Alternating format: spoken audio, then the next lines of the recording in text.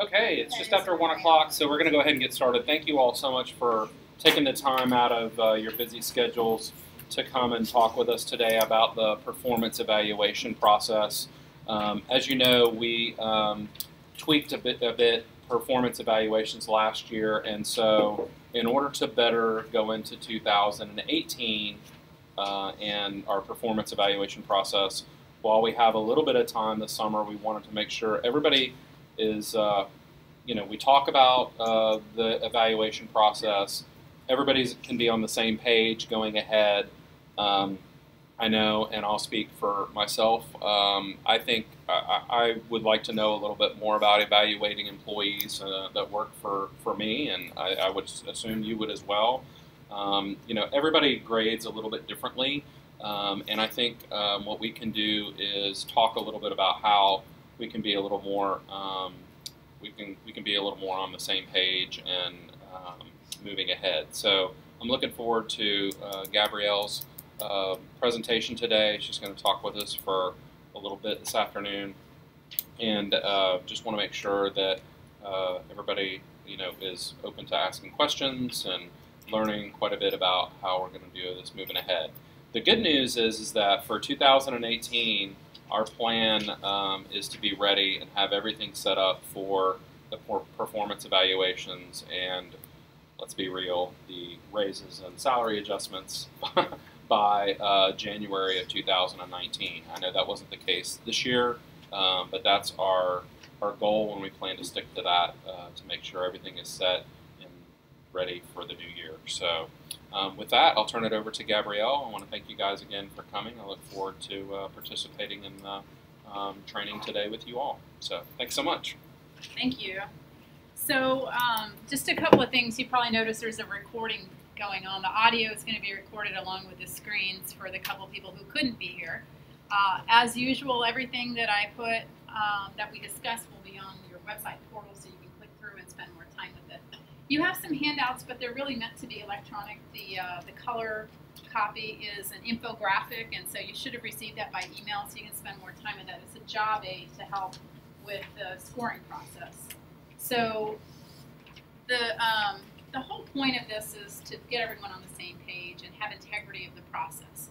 Because, like he said, a lot of us are naturally high scorers and a lot of us are naturally low scorers. This is meant to kind of level the playing field. Everyone's going to be involved in a discussion. And so the objectives are to look, what I did before coming in here was I looked at the current distribution of performance evaluation scores, and then researched industry and benchmark data on what those scores should be, and then looked at your organization's existing performance evaluation form, made some slight revisions to the form that hopefully will help the definitions be a little more clear, and then analyzed data, drew conclusions, and made recommendations. So I'm going to go over the report, which you received by email. You don't have to read the whole thing if you don't want. I'm going to kind of summarize what the findings were. First thing was looking at industry data. There's a lot of controversy about performance evaluations. How many of you love giving performance evaluations? Right. Very few people. You're lying. Okay. And how many of you love receiving performance evaluations? Okay. And so that's generally the state of the industry, is that there is a lot of frustration around performance evaluations. People don't always believe that the scores match the actual performance. Some people are notorious for just checking the boxes, 4, 4, 4, 4, and if they have to put any explanation if their system requires them to, it's minimal. And so, and then a lot of people feel like it's just, quite frankly, not fair. Some people are high scorers, and some people are, they kind of start at a base, and you have to earn those numbers. And so I wanted Jessica to share a story, if you don't mind. Oh, yay! But I think her story really illustrates what some of the issues are when it comes to, it's a public process, right? People know, they can certainly find out what other people were scored, and they think, well, what's wrong with me? You know, I worked hard. So in our office, Veronica is in charge of when we get all the evaluations in. She makes sure that when we actually gone through each person and checks the scores in to make sure, yes, they were scored and everything was right.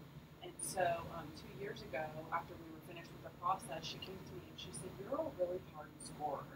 And I said, "I don't think I am. I think I'm accurate." And she said, "No, I have the numbers here. You're a really hard scorer." And I was like, "Oh my gosh," So it kind of hurt my feelings a little bit at first. And I think, no, I'm doing it accurately. But then the next year when I did it, that was in the back of my mind. And so I was not such a hard scorer last year. I was a little bit higher because I felt like, well, everyone else is doing it, so maybe I am a really hard scorer. So anyway, it was just interesting. I mentioned that to Gabrielle when we were meeting the first time, and so apparently I'm a really hard scorer. And I just thought that's the perfect illustration of what the problem is. Really, is that many people have never actually received training on what scores should be. And so some people just want to be nice to people, even if they're not performing up to expectations. And other people, they were probably a little more analytical, scientific. Maybe they, like Jessica, start at a 0 and you have to earn a 3. And so some of the things that are interesting, there's a lot of buzz about doing away with performance evaluations completely. But the industry says that most organizations that have attempted that end up bringing them back. And so it's really because the process is cumbersome and it's not perceived as fair is why people have talked about doing away with it. So employees don't believe that scoring is tied to performance, and 75% of supervisors, employees, and HR leaders think that results are ineffective or inaccurate. 89% of employers have employee performance ratings that are linked to employee pay, though. And so raises, bonuses, anything like that are typically tied to those numbers. 57% use a traditional 5-point rating scale. Those of you who've been a while know that you were a 3-point scale until, what was it, last year? So that's a step in the right direction. And in looking at the data, the numbers are getting better. I think with a 3-point scale, it was just really too hard to give somebody, a middle of the road if they were an adequate performer. 95% of managers aren't satisfied with their organization's performance management system. The goal here is to make it a better system. And 90% of HR leaders think their performance management system doesn't yield accurate data about actual performance. However, there are many benefits to having a process that works really well. One is that employees benefit from merit-based pay increases when they're tied to performance, to actual performance expectations, goals, and achievements. So this is kind of the first round of let's get on the same page about the scoring. And then around October, we're going to look at the measures themselves. It's way too difficult to implement changes all at the same time. So that would be the next step, is making sure that the measures are good. Organizations benefit when rating scales are clearly defined. The definitions have been revised, and hopefully you'll find them to be a little more helpful when you're looking at how to score people. And it ensures a fair and transparent process with integrity. So some of the things that we've done is revised the 1 to 5 actual ratings, what it means. Questions also have been revised on the self-evaluation component. So let's look at your scoring distribution from 2016 when you had a 3-point scale to 2017. And of course, people who were new employees were not included in the numbers, but 100 people were evaluated in 2016, 106 in 2017. The median score was 2.55 in 2016 and 4.04 in 2017. The mean was 2.54 in 2016 and 4.15. Now, the very lowest score that anyone received in 2016 was a 2, and in 2017 was a 3, which says that every single one of your employees achieved all expectations. Every single one of your employees across the board achieved expectations. There were no bad employees. You're saying you're giving me. What is that composite? That's the total score. Total score. So not necessarily on every expectation. So you might That's have correct. A 1, you might have a 1. You by might have the total score. Yeah. So and then looking at the numbers, 4.75 was the high score in 2017, and it was absolute perfection was the high score in 2016. So looking at salary increase data I know there were some reasons for the changes in numbers, one of which had to do with bonuses. But you can see that there were 94 raises given in 2016, 103 in 2017. The median went from 3% to 4.43%, and the mean from 2.98% to 4.5%, and then the range was about the same, with a max of just about 10%. So is that saying the median and means is that 2017 it was more merit-based? There were higher salary increases, but the bonuses were not there, The correct? allocation was higher in 2017. Right. Managers were given a 3% allocation in 16, and in 17 you were given 4. So it was going to be higher. But it looks like, if I'm looking at that right from the evaluation scores, they were higher or? So interestingly, when you look at the 3-point scale, the 3-point scale skewed the data in an actually a higher way. So people were getting scored higher on a 3-point scale than they probably should have been. And so with a 5-point scale, that's kind of leveling out a little bit, but still there's room for improvement. But certainly bonuses, lack of bonuses, right, had an impact on the overall increase in salaries. So what do we want to do to have an effective performance management system? The first thing is have clear expectations and goals, and then be prepared to make revisions as needed. Provide frequent feedback on performance, both formal and informal. Employees should never, ever be surprised at a performance review process. There should not be anything shocking to them. If they have a problem with performance, you should be discussing that throughout, and therefore the evaluation process should just reinforce what has occurred. Identify and reward specific behaviors, and then motivate employees to improve performance. Really should be motivational. So we revised labels for 1 to 5. We have new definitions for 1 to 5. There was some fuzziness there, and so I think the fuzziness played a role in why people would award a 4 instead of a 3 when really the person might have been a 3. So those have been clarified. There's examples now as well, and then the self-evaluation. So the old definitions, and I'm just going to read the ones here. It went from unsatisfactory, needs improvement, achieves expectations, exceeds, and exceptional. Now we're going to start with number 5, and we're going to work our way down. So now it's exemplary performance of expectation. A 5 is like, wow, this person is amazing, okay? And so let me read some of the things that signify a number 5. If you're going to award a number 5, these things need to occur. Performance is outstanding, and the employee is highly reliable in exceeding expected results. The employee produces very strong outcomes, not only achieving critical goals, but also setting and achieving new goals. The employee consistently surpasses expectations for this responsibility in all facets, including completeness, timeliness, quality, and quantity of work. So you see a lot of your core values now incorporated into the performance evaluation process. The employee works tremendously well independently or in teams, is respectful to others, is innovative, requires very little or no supervision, and demonstrates exemplary mastery of skills and tasks. And finally, the employee is a role model in this expectation, not only in terms of performance, but also often teaching and positively influencing other people.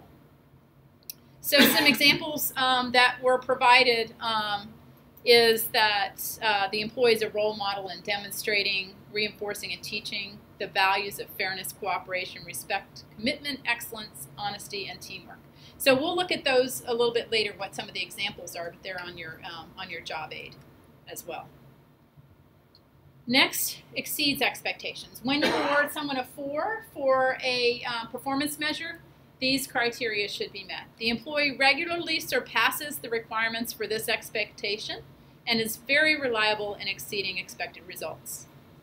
The employee produces very strong outcomes in achieving critical goals. The employee's work is timely, with a high degree of skill and accuracy, and errors are rare and seldom repeated. The employee works very well independently or in teams, is respectful to others, requires minimal supervision, and demonstrates mastery of skills and tasks. The employee performs this expectation very well and also often positively influences other people. And so what we did for the example is looked at the universal competency, that everyone has a universal expectation. And you can see that there's a slight difference between a 4 and a 5, saying that they demonstrated.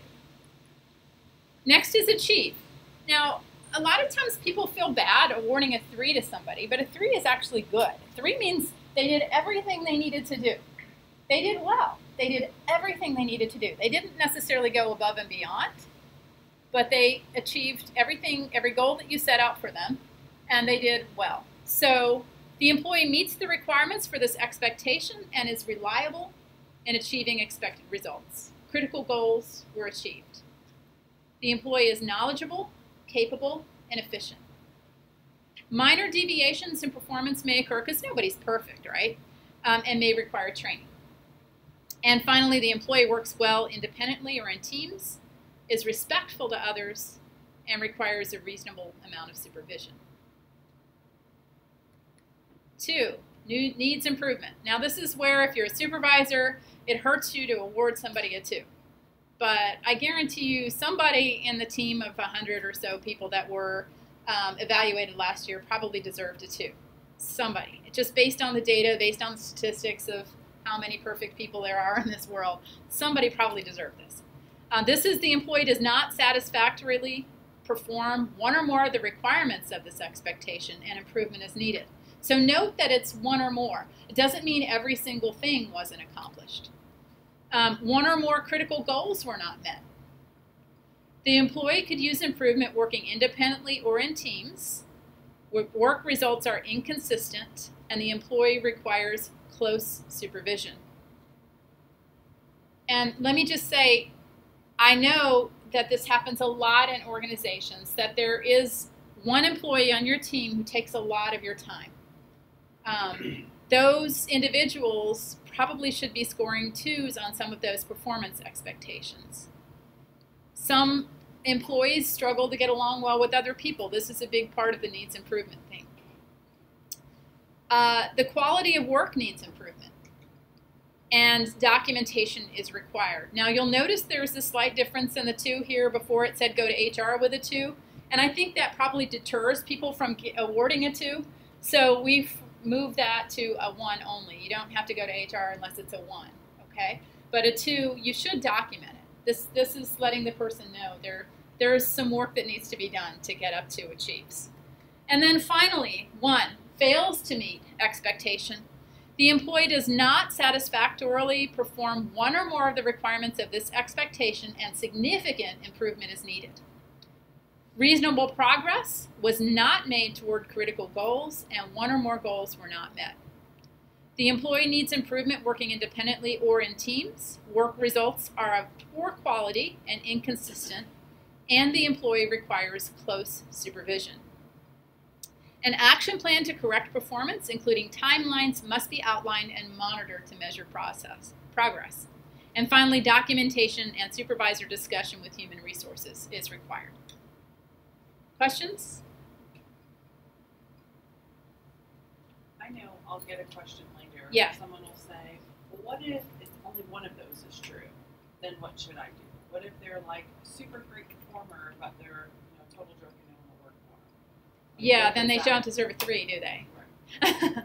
So, because there are good people in this world who are really good at getting tasks done, but if they're not reinforcing the core values of your corporation, then they haven't earned a 3.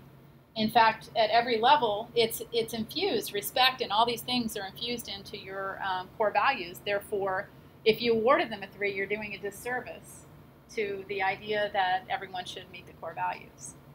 Now, it's possible that this person may have some performance measures that they are a 4 or a 5, but certainly when it comes to the universal expectations and those kind of things, they should not be getting those scores.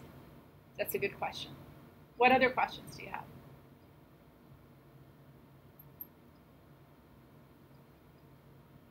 So I was talking with you earlier, I guess. So what we kind of talked about was that if somebody is a 5, they have probably all of the things that are in 3 and 4, because I know not everything is kind of touched on.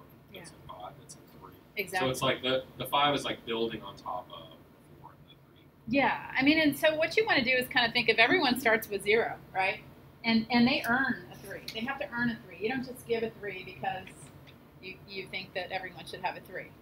And it's hard in the beginning. You're going to have honest discussions with your employees about, hey, this process is being revised.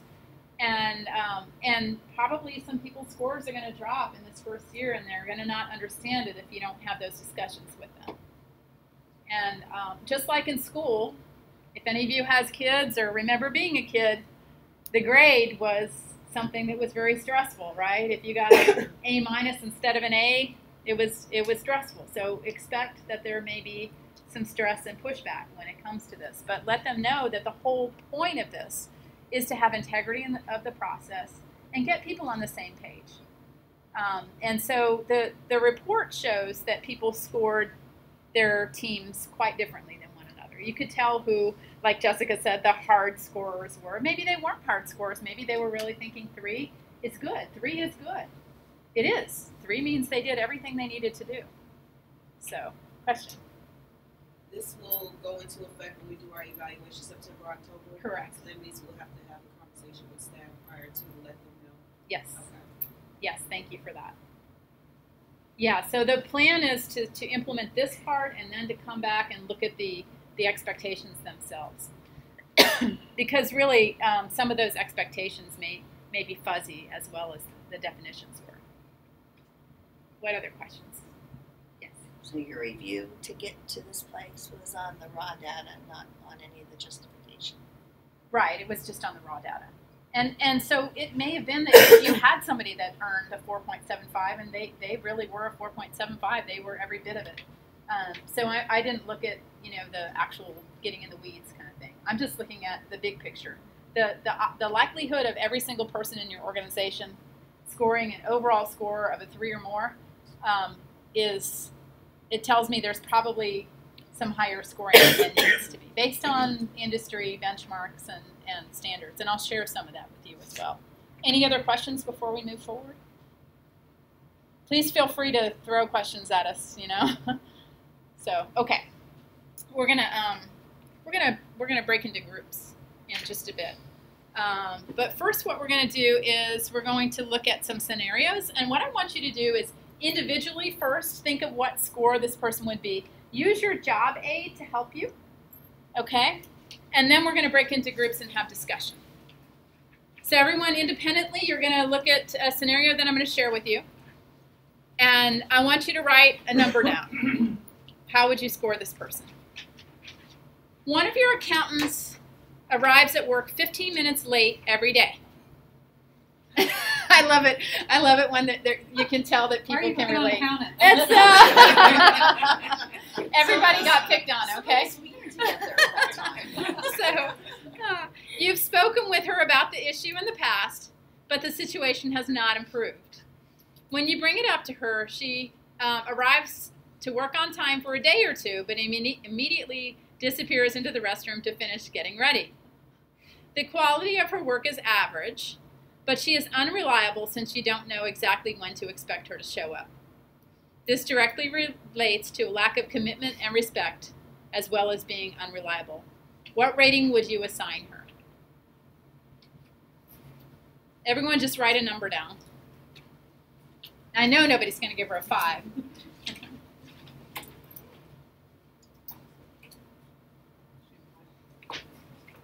So this is under the universal. Under the universal expectation. So you can see the example. If you go to the job aid, you can see under each of those numbers are examples. And with any of this, are we supposed to use round numbers? There's no 2.5, 3.5. Well, let me just ask you, in your process, do you give round numbers or do you give 2.5? We give round numbers. You give round numbers, so you have to give a round number. Okay. Yeah. I didn't know what's happening. But if she comes to work 15 minutes late every day, You know what she is reliable because So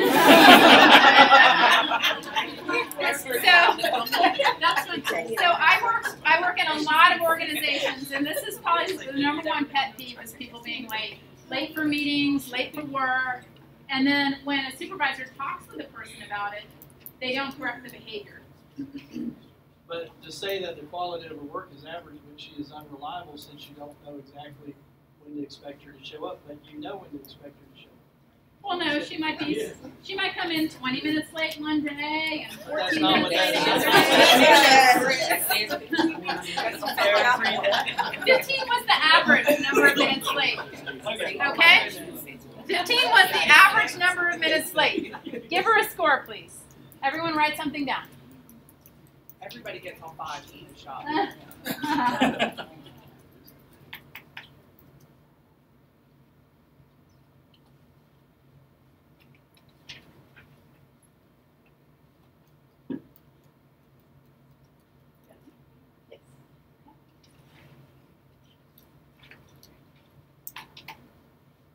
Does everyone have a number written down?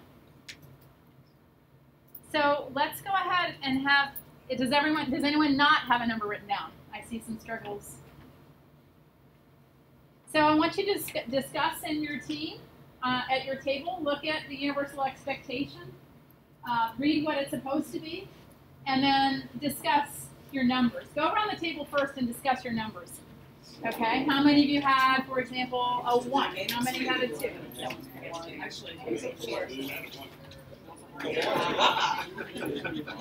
Yeah, because I looked at like the examples of like sometimes demonstrates the parent is collaborating.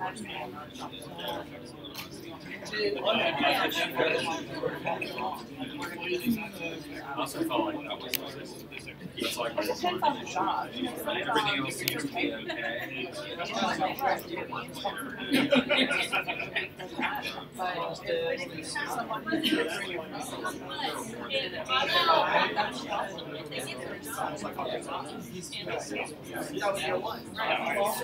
There's not a lot of context in this scenario.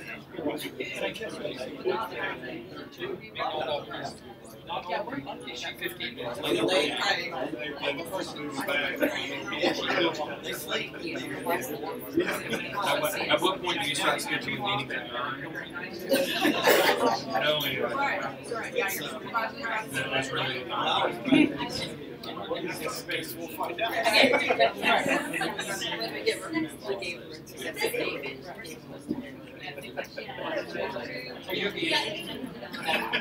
I figured I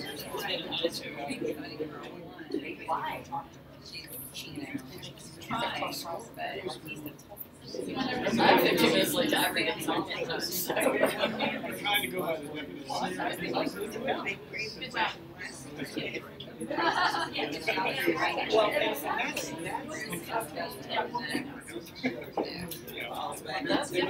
Back into her. I know,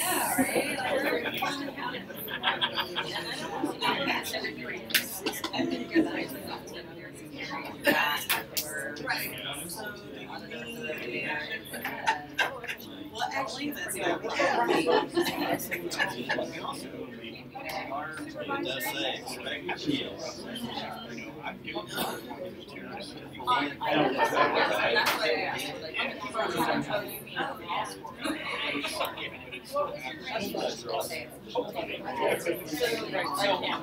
yes.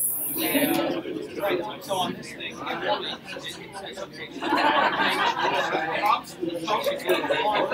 Yeah. Gotta shake the tree.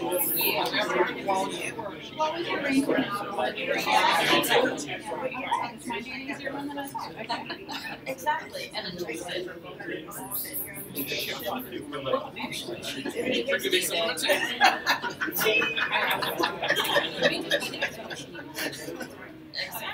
so give her Well, let's talk about that. Okay. we grab it over here. Okay. Everybody's right. I would suggest they need a more severe. But I can't read this because they're too small. Okay. She does society practices for me. We had a couple. All right, so let's talk about it. We had mainly nobody gave her a 3, right? Did anyone give her a 3? Good job. So we had a couple people give ones, and so let's talk about those of you who scored her as a 1, why? We had several ones. Because I've already addressed it with this person, and it also depends on if you're like customer service and you have to answer phones day to clock and you're not here. And I've already dealt with you. She probably would make us an evaluation.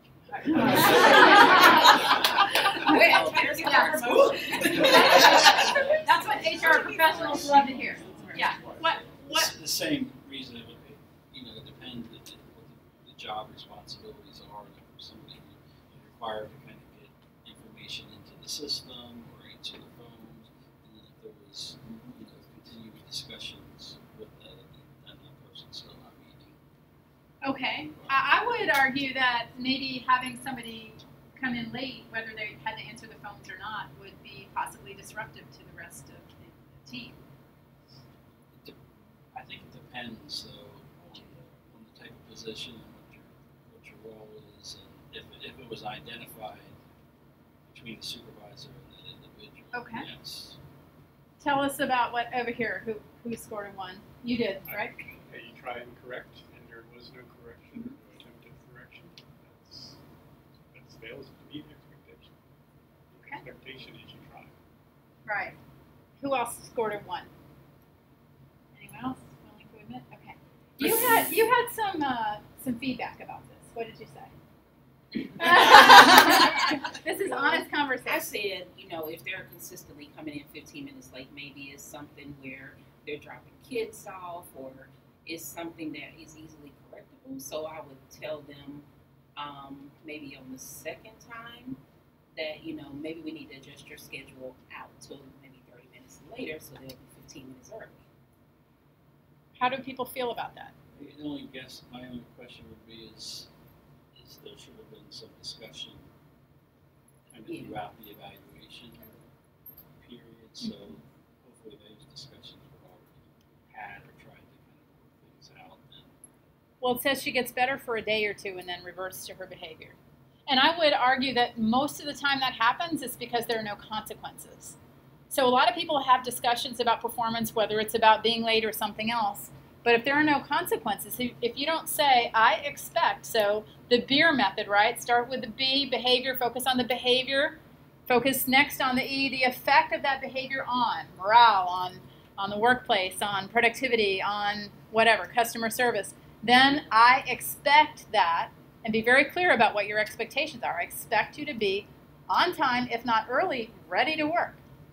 And then the R, results or consequence. And this is the part that a lot of supervisors really struggle with. If this doesn't improve, then what's the logical first step?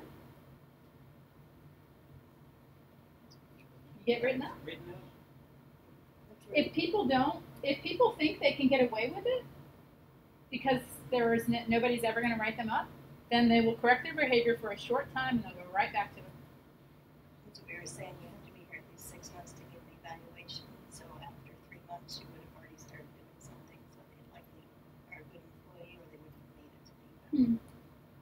I think sometimes, and maybe I don't have inside knowledge of your organization, but I think sometimes people let people get through that probationary period, and they should have addressed some things.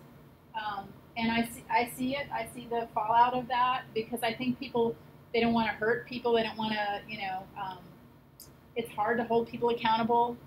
It's hard to have those difficult conversations. And I do see people in the system who have been there longer than they probably should have. For example, I worked in state government. And the worst employee I ever had in my life, his name was Harold.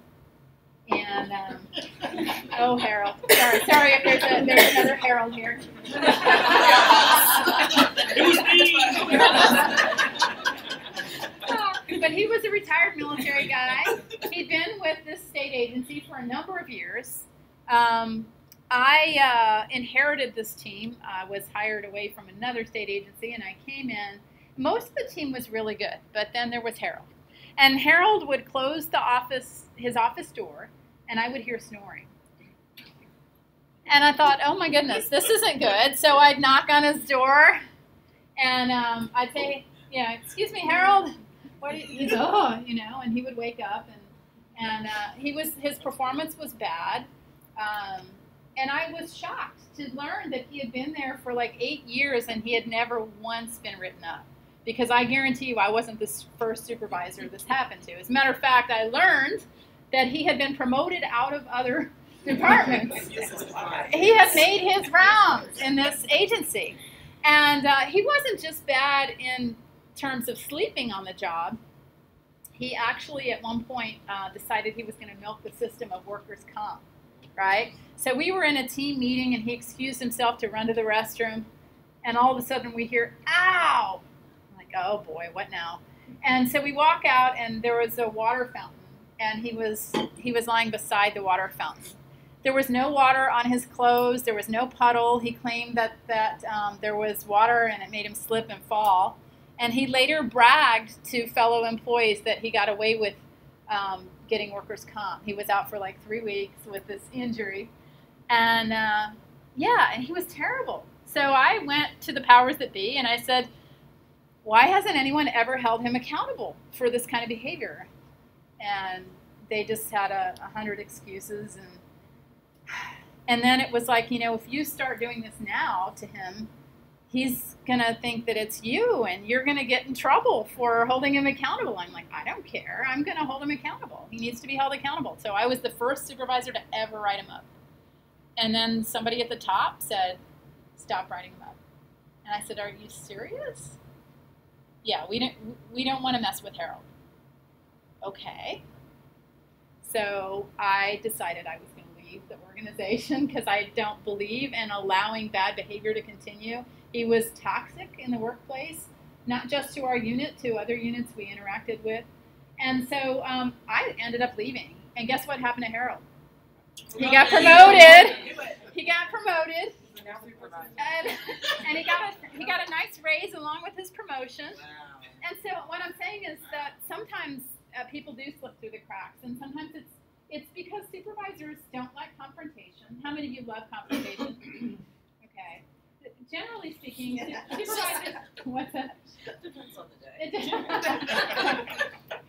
But generally speaking, people, it hurts people to have those difficult conversations and say, you know, we need to talk about what happened. So where's Harold today? Oh, he's probably he's probably in drop, and he's probably getting a really fat retirement salary. Yeah. So to the people that scored her a 1, yeah. After hearing your story about Harold, does she really deserve a 1?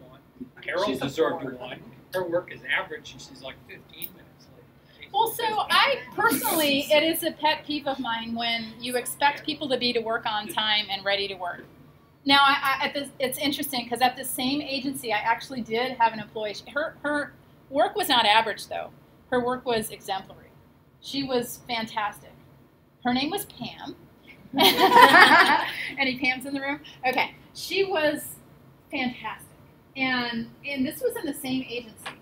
And what happened was she was on time, and then she ended up getting married, and all of a sudden she was late. And she was late frequently. And so I had a conversation with her, and she told me she married a police officer who had 6 children, and it was taking everything she could to figure out, to navigate being, you know, all of a sudden being a parent of 6 young children and getting them to school and everything else. Well, because she was such an exemplary performer, I did make an exception for her. So I'm not only mean. In her case, because she was so good and her communication skills were excellent and she interacted well with other departments and everything about her was great except she was late. And so I did do what you suggested, and I said, well, let's see about flexing your hours. And actually what I ended up doing for her was, this was at the Department of Agriculture. If for any of you know, it is not an innovative agency when it comes to implementing new things, okay? It is not known for that. So she became the first ever telecommuting employee at central office. And so when I proposed to her, when I realized, you know, all the things that she had going on, I said, why don't we see if we can make an arrangement for you to telecommute except for when you need to be present for meetings and trainings and things like that. And she's like, if you did that, I would just love this job so much. She said, but it's agriculture. I've been here a long time. Not going to happen. I said, let me just write a justification. Let me see what I can do. And I went to HR and I talked to them and I told them, you know, why we needed this particular employee who was just doing such a great job to have that benefit. And they permitted it. And she did fantastic at a distance. She was happy. We were happy. And it all worked out really well.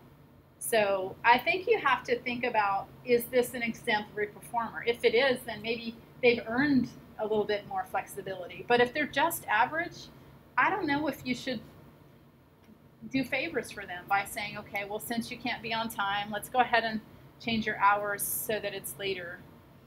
Yeah. And I can just my 2 cents is, historically, I can tell you that if you have someone who's late at 8, you can change your hours to 8:30 That's true. or 9 or 10:50, and they won't be late any of those times. It's just people who are late just are late people. And so, Yeah. you know, I'm not saying don't try it. I'm just saying I can tell you it's probably not going to work. That's very true. So personally, I have a friend who I call is on Sharon time. Her name is Sharon. Every time we would get a group together to go carpooling, to go scuba diving. We'd have 20 people waiting in the parking lot on Sharon coming. And this was a repeated thing over and over again. Now guess what? She's the same way in her workplace. She's always late. Always. Like, who knows how late? It could be 20 minutes one time. It could be 45 minutes the next. And so when you have that many people waiting on somebody, it's frustrating. And I don't care if they don't have to answer phones or whatever. I really think it's frustrating. I think that everyone should have the same expectation of coming to work on time and being ready to work. That's just me. But so for Sharon, what I did personally was I changed the clock for her. So I would tell everyone else that we were meeting at 8, and I would tell her we're meeting at 7. And suddenly she ended up, and she finally figured it out because she was like, oh, everyone's here. And then I told her, you know, because she said, so what's going on? Because normally I'm not, you know, and I told her I had adjusted the clock. And when she figured that out, she then actually had an epiphany. And she said, I didn't realize I was causing that many problems for that many people. And I said, it is a problem. And when you come, what's worse is you then forgot to get things. And so we have to stop at the store. She forgot to get her bottled water, and we have to, you know. I said, it's just not. And she's the same way in the workplace. And so I agree with Jessica. A lot of times when you make adjustments to people who are late, they're going to continue that pattern of being late. It's just going to be offset by the time that you've adjusted. So you need to be careful. It needs to be somebody with a really strong work ethic. It needs to be somebody, in my opinion, who is not just achieving expectations, but is doing better than you would expect them to be at a level 3. Other thoughts about this? No? Okay. All right, let's try another one. Uh-oh. Does that mean the majority of us were 2s? Okay. Yes, the majority of you were 2s. Huh. Let's see here. I don't know what happened. Let's see here. Let me escape. Oh, I see. Let me read it. Jerry, an HR supervisor, has a very negative outlook. Some describe it as a can't-do attitude. Sorry, is there a Jerry in the room? Oh, no, Jerry, not Cherry. No, Jerry, not Cherry. Jerry, not Cherry. He can be difficult to work with, and people try to avoid him at all costs, which is impossible to do since he is a supervisor who is in a position that supports corporation staff. He even speaks poorly of the organization, not just to coworkers, but also to customers. The situation goes against a number of FHFC's core values, including being able to communicate effectively and to create an environment of trust and cooperation. What rating would you assign? All right, everyone, first write a number down and then discuss. Can you read the first sentence one more time? Sure. That's okay. Jerry is, hang on, one moment. It's thinking. Okay. Jerry, an HR supervisor, has a very negative outlook. Some describe it as a can't-do attitude. You want me to keep reading? He can be very difficult to work with, and people try to avoid him at all costs, which is impossible to do since he's a supervisor who is in a position that supports corporation staff. He even speaks poorly of the organization, not just to coworkers, but also to customers. This situation goes against a number of your core values, including being able to communicate effectively and create an environment of trust and cooperation. What rating would you assign? Do we need to discuss this one? No. All right. What do you have? What would you give him? A 0. Are zeros possible? No. That's true though. If there were a 0, I would give him a 0. Now, Yeah. we can still give them 1, even though it hasn't. It seems as if there has been no conversation or anything documented. There should always be conversations and documentation. So But you have it's to always talk to assumed. HR, and he's HR. That's a really good point. I'm like, No documentation. Yeah. Well, and he's a supervisor, but ultimately he reports to somebody, right? Probably to Trey, right? There, or, well, I guess it were there, or it would be like Jessica's position that reports to her. Yeah. So, so every performance issue should be discussed. So, and you can't give him a 0. So, what would you give? 1. Would anyone give him anything other than a 1? I'm with you on that. I'll tell you what. I'm a nice person. I'm a nice person when it comes to people who are really good performers. I will, bend over backwards for them, like I did for Pam. Like she earned it. She was so good. But when it comes to poor performers or people who talk badly about an organization, it is exactly right. Toxic people are not wanted ever on the team that I have. Because I know that toxic people spread their poison to everybody else. And then the good performers, their morale is broken from the toxicity, especially when a supervisor doesn't hold them accountable, right? So that's what I see a lot of. Let's just imagine, let's go back to the last scenario. Let's just imagine that the person is average, but they've got some of this person in them. And they're talking bad about the organization. They're an average performer, but they're not getting along with people. And you flex the rules for them and let them come in, 30 minutes late.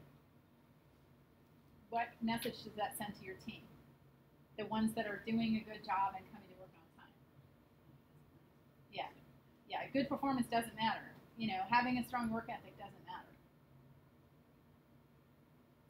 What I want you to do now is I want you to write your own scenario. Write a scenario that you may have experienced in the past or you may be experiencing now.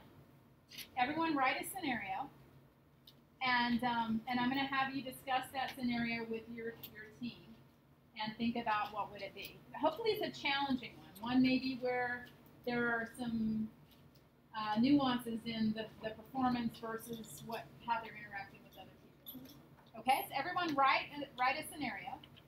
It can be fiction. Yes, it can be fiction. It can be fiction. It can be real. Or it can be fiction.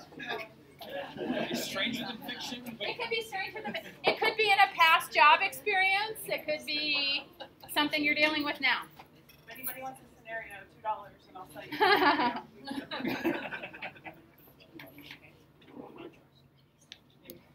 you. So take 5 minutes to go ahead and write something down.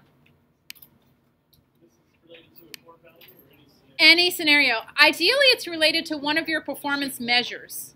Okay, that would be perfect if it was tied to if you could think of one of your performance measures. That would be great.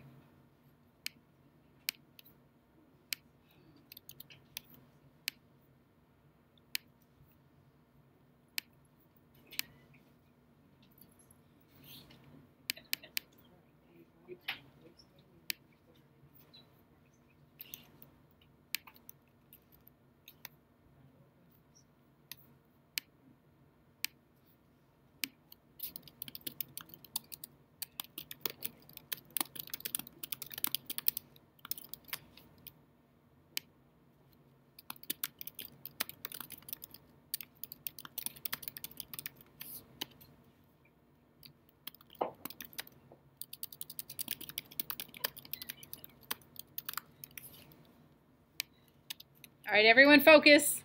Focus on your scenario.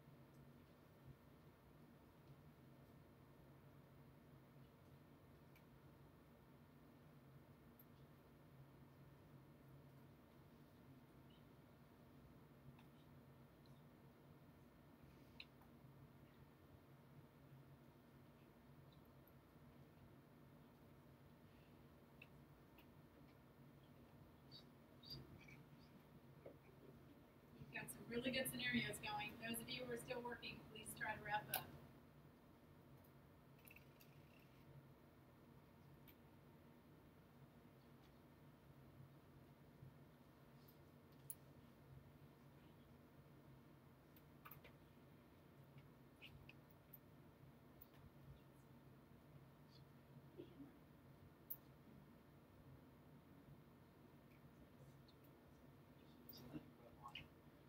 No.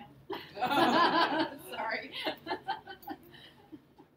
It's my handwriting. It's terrible. When I sign imaging, sorry. What's the messy handwriting? Something like that. Hey, yeah. The genius is Oh,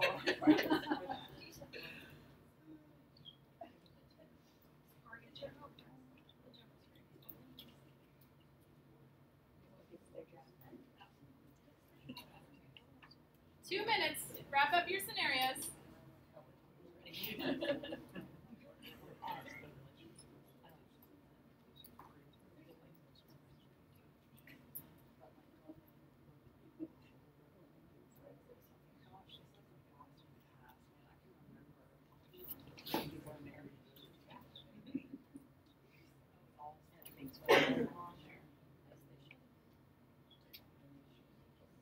When you've finished developing your scenario, rate what you would give that person on a 1 to 5 scale. Then discuss with your group and ask your group what they would rate the person. And then have a conversation. So everyone got that? First thing, on your own scenario, give it a number. Then discuss the scenario with your group without sharing your number. Ask them each for their numbers and see how you're doing in terms of scoring. Okay?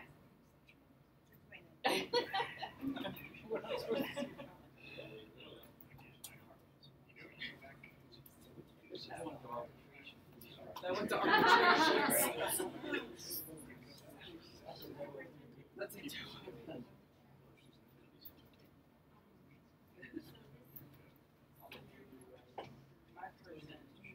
My president, she was an hearing officer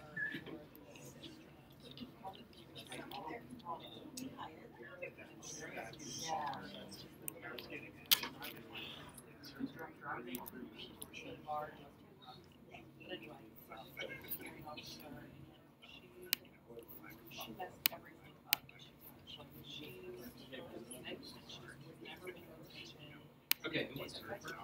I don't think she'll be able to their lives to get their driver's license back. And so we can either get her on the right track with one thing and then something else will fall apart. And something else that we're not going to try to things. So we're going to talk about statute. I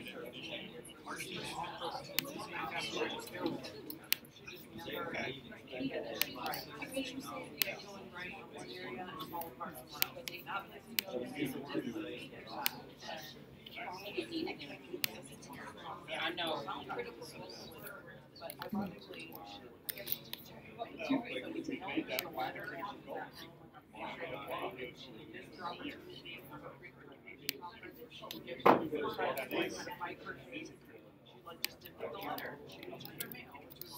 how appropriate, you know, the same problems she had at work, she had at home.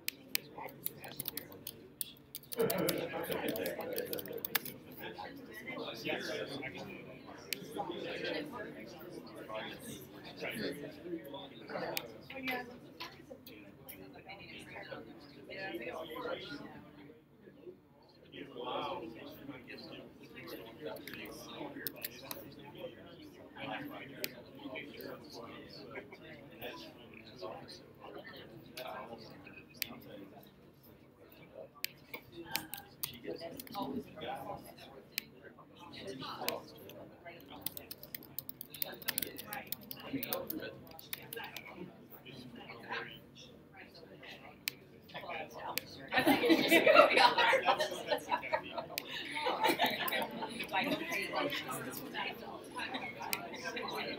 It's fictional person.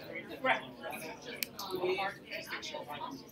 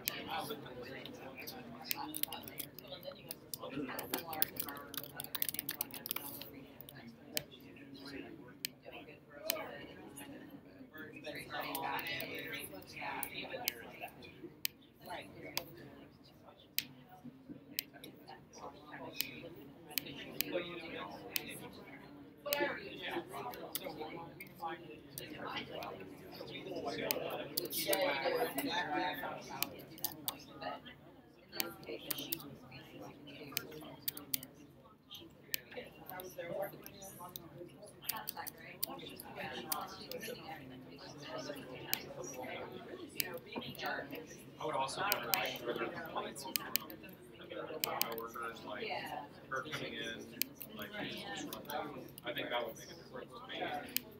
If not, it would make a big difference to me.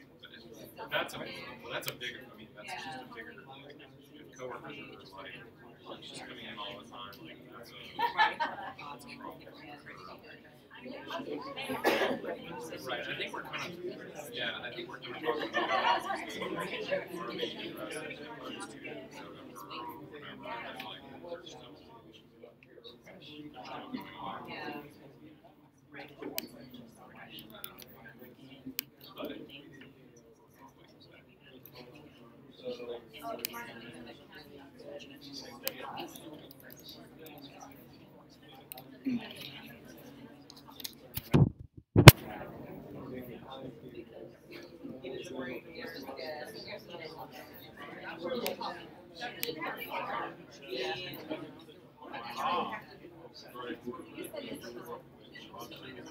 Oh, Bob, I'm willing to work with those two.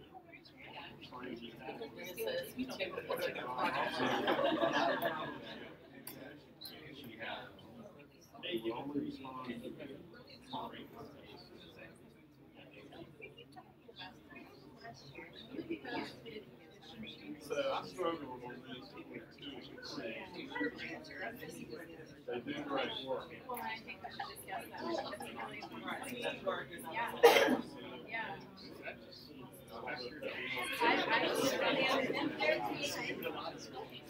Right. Especially if you're on the It's almost like if you're a teacher and you're, your students are given a C, they're gonna fail. It's not gonna be the grade, right? Right, exactly. Right. We just got to win the championship. It's a really good thing.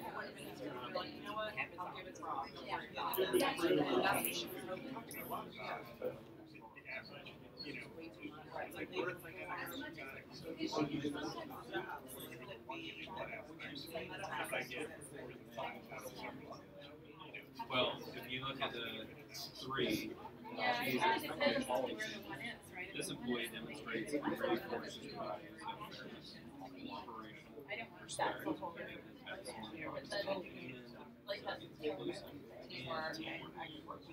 teamwork, cooperation,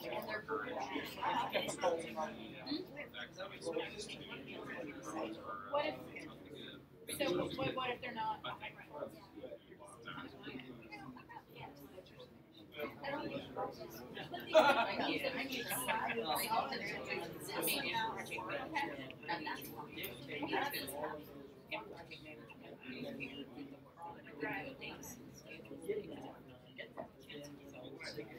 About the scenarios that you had in here, you were saying there's a number of scenarios, of course, so, which is unfair. Not really fair. That's why I'm trying to get you to look at your own. Yeah. The person did have a motion. Yeah. We would all give her one category. We would give her all three. Well, that was tied into the universal expectation. So that was tied into that universal expectation. Everyone on the bike. So that would certainly fit those overtime. It's hard, but they certainly got better training. And quite frankly, I hope this is the one. Like for instance,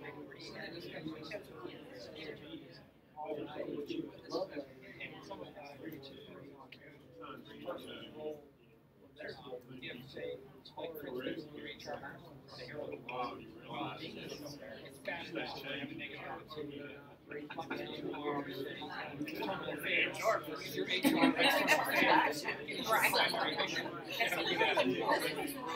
that was and therefore, and I couldn't use it as a trainer. Versus if you're the person who goes to the bathroom. I feel like it's not bad about your organization.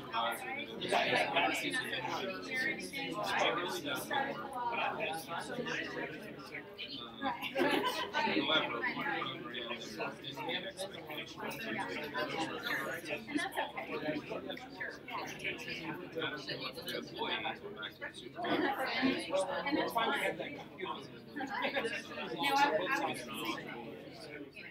No, I was yeah, maybe that's your desire is not for both numbers, and I but if you have a training development, We say it depends on. yeah. Okay, so have you discussed all one of the okay, I'll let you get back to your, I'm not, I like your, Thank you. So I have my fictional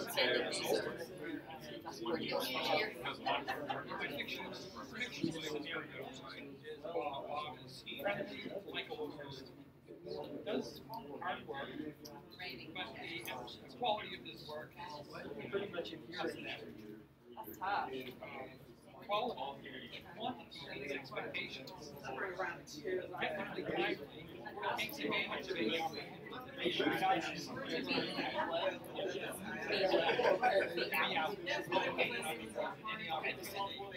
Technically, you don't have it. Oh, no, I think that's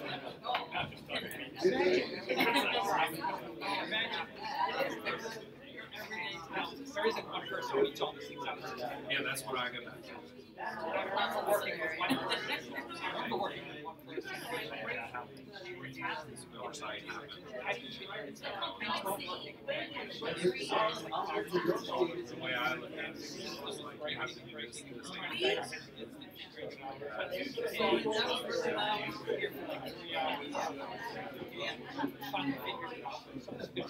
I like talking about too.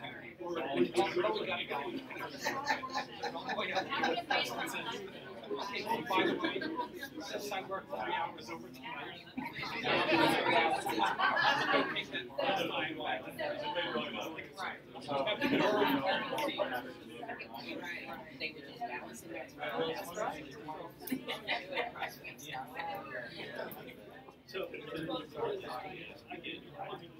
I know this one, 50%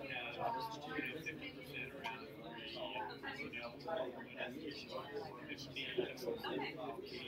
Exactly.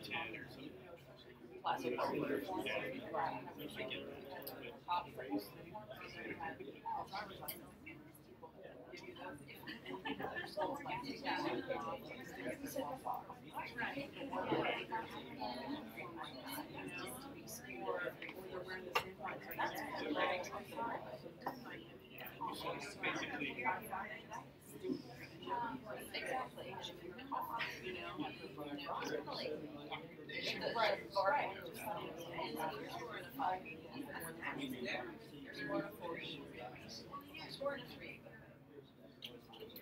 same thing going the other direction.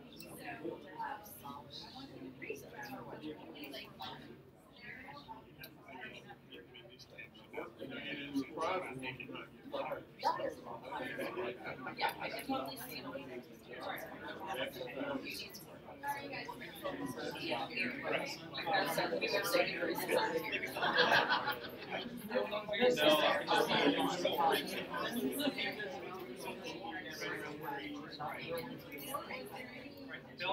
That's a good point too. Let's assume that happens.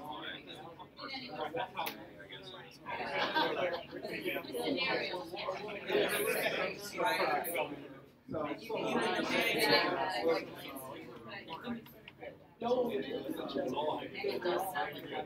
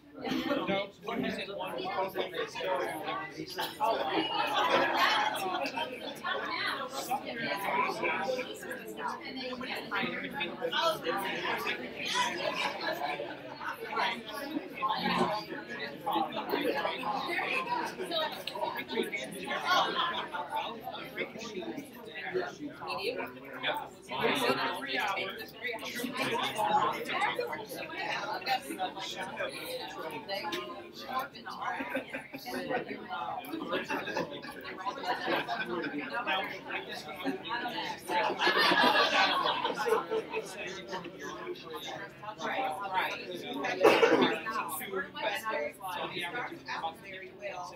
They have been increasing inside. Did you have a chance to more than one occasion about the work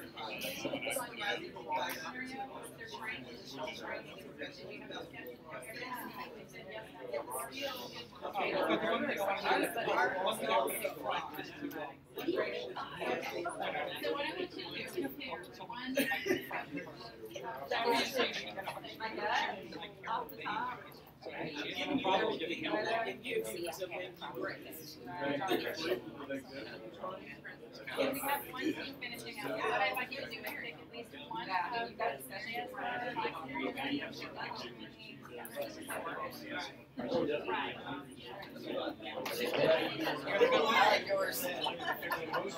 yeah, the fiction. Give it right. Has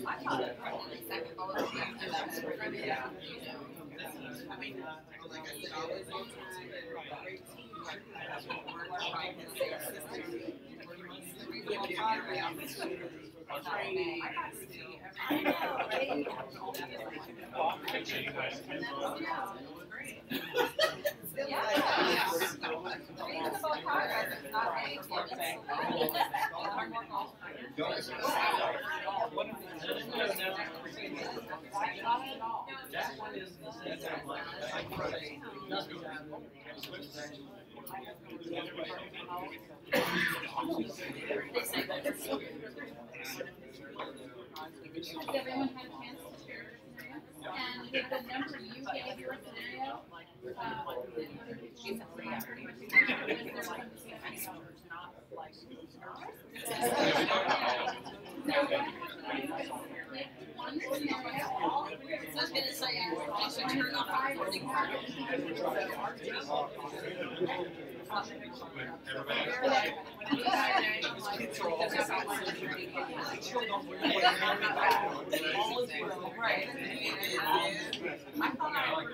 So it looks like everybody has finished. What we're going to do is take a 15-minute break, come back at 2:30. 15-minute break, come back at 2:30. 15-minute break, come back at 2:30. Not 2:45. Oh yeah, that is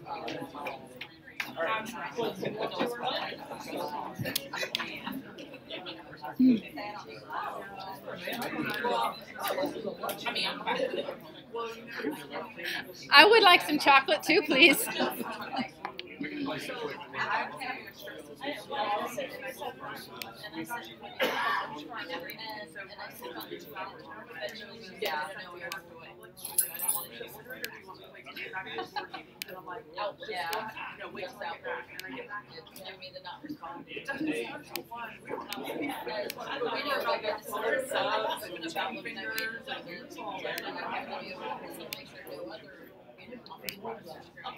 Except as soon as I click on that Excel, I'm like, down, Excel put all that stuff in.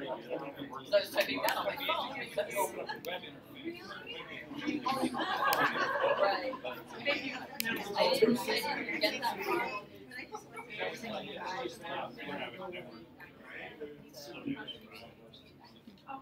Friday was fine. My last emails were early on Friday.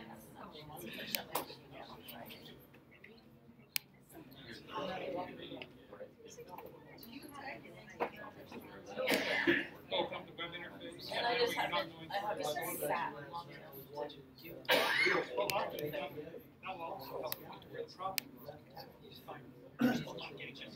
My phone's fine. And if your phone's working, that means that someone that particular workstation. Things can help you narrow, without understanding the technology at all, you can never get all the issues.